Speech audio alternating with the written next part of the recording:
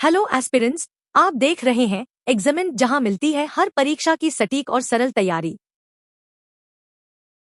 आज का हमारा टॉपिक होगा वक्फ बोर्ड। चलिए शुरू करते हैं। वक्फ की ऐतिहासिक पृष्ठभूमि। इस्लामिक इतिहास में वक्फ की परंपरा पैगंबर मोहम्मद साहब के समय से मानी जाती है। वक्फ की संपत्ति को अल्लाह के नाम पर अर्पित मानते हुए इसे समाज सेवा जैसे मदरसे, अस्पताल, कब्रिस्तान या जल सेवा आदि के लिए उपयोग किया जाता रहा है। भारत में वक्फ की परंपरा मुगलों के समय से चली आ रही है। तत्कालीन शासकों ने बड़ी संख्या में जमीनें वक्फ की थी। अंग्रेजों ने भी इसे मान्यता दी और 1923 में मुस्लिम वक्फ एक्ट बनाया। वक्फ बोर्ड का गठन और कानूनी आधार। वक्फ अधिनियम 1954 भारत में वक्फ संपत्तियों के प्रबंधन के लिए पहला कानूनी ढांचा। वक्फ अधिनियम 1995, इससे केंद्रीय वक्फ परिषद एवं राज्य वक्फ बोर्डों की स्थापना की गई। संशोधन वक्फ अधिनियम 2013, इसमें कई प्रावधान जोड़े गए ताकि पारदर्शिता और सुरक्षा सुनिश्चित हो। ध्यान दें, वक्फ की संपत्ति को अप्रवर्तनीय माना जाता है, यानी दान करने के बाद इसे वापस नहीं लिया जा सकता। केंद्रीय वक्फ परिषद और राज्य वक्फ बोर्डों की भूमिका। केंद्रीय वक्फ परिषद 1964 में बनी। अल्पसंख्यक कार्य मंत्रालय के अंतर्गत सलाहकार निकाय के रूप में कार्य करता है। राज्य वक्फ बोर्ड प्रत्येक राज्य में गठित।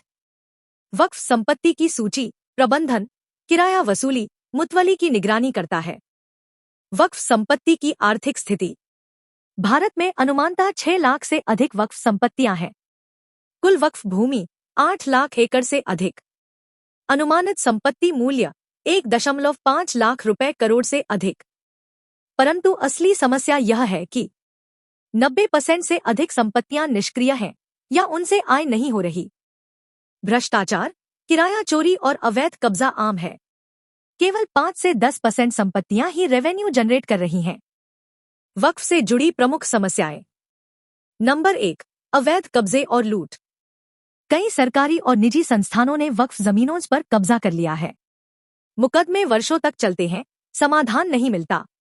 नंबर 2, भ्रष्टाचार और भाई भतीजावाद। मुतवली की नियुक्ति अक्सर बिना पारदर्शिता के होती है।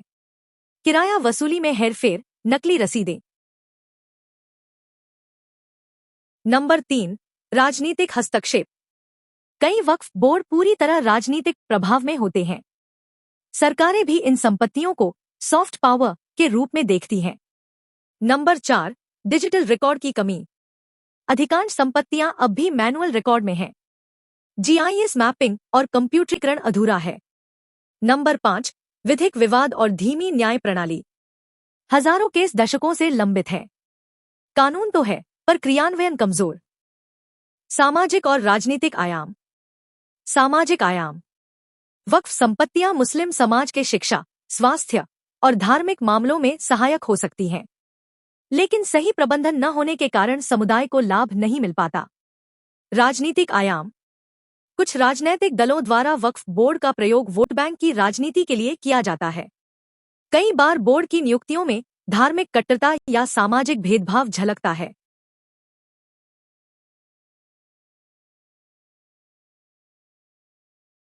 वक्फ संपत्तियों का रणनीतिक महत्व।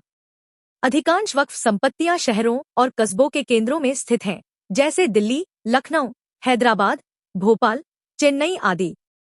इनकी भूमि की कीमत हजारों करोड़ में है, जिससे यदि सही उपयोग किया जाए तो मुस्लिम समाज के लिए सैकड़ों स्कूल मदरसे खोले जा सकते हैं। हॉस्पिटल, स्कॉलरशिप स्कीम, वृद्धाश्रम शुरू किए जा सकते हैं।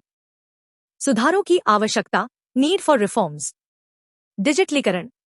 वक्फ जीआईएस आधारित संपत्ति रजिस्ट्रेशन लागू करना जरूरी है। पारदर्शी मुतवली चयन।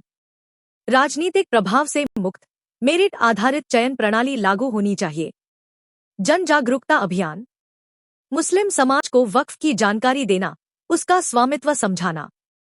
Public private partnership PPP model. वक्फ संपत्तियों को डेवलप करके आय के स्रोत बनाए जा सकते हैं। वक्फ ट्राइब्यूनल को और सशक्त बनाना, ताकि विवादों का शीघ्र निपटारा हो सके।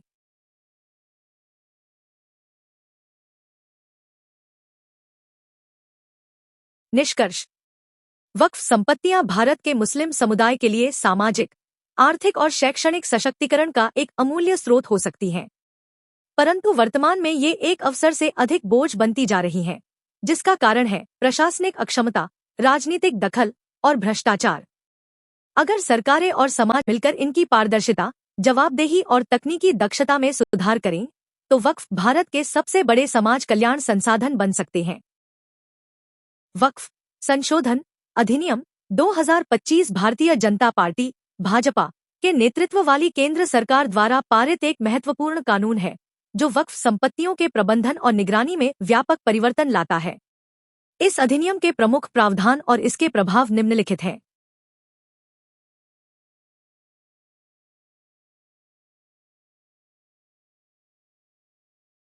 मुख्य प्रावधान। नंबर 1, वक्फ बोर्डों में गैर मुस्लिम सदस्यों की नियुक्ति।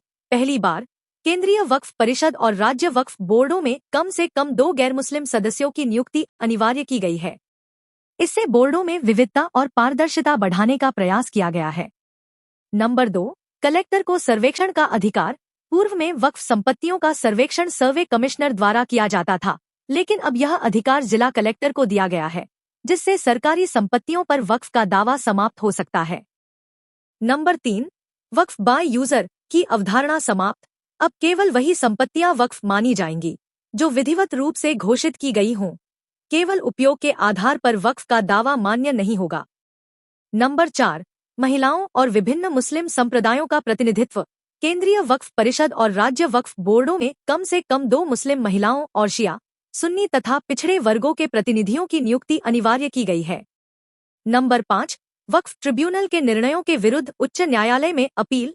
अब वक्फ ट्रिब्यूनल के निर्णयों के खिलाफ सीधे उच्च न्यायालय में 90 दिनों के भीतर अपील की जा सकती है, जिससे न्यायिक प्रक्रिया में पारदर्शिता बढ़ेगी। विवाद और आलोचना। नंबर 1, धार्मिक अधिकारों का उल्लंघन। विपक्षी दलों और मुस्लिम संगठनों का आरोप है कि यह अधिनियम मुस्लिम समुदाय के धार्मिक अधिकारों का उल्लंघन करता है और वक्फ संपत्तियों पर सरकारी नियंत्रण बढ़ाता है।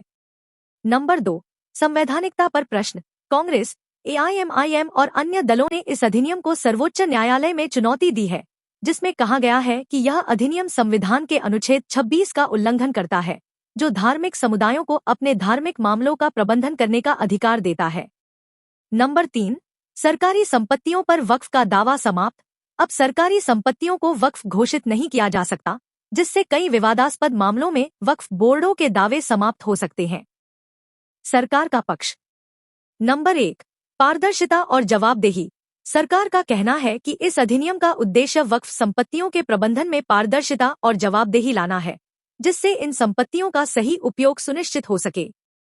नंबर 2, डिजिटलीकरण और आधुनिक प्रबंधन।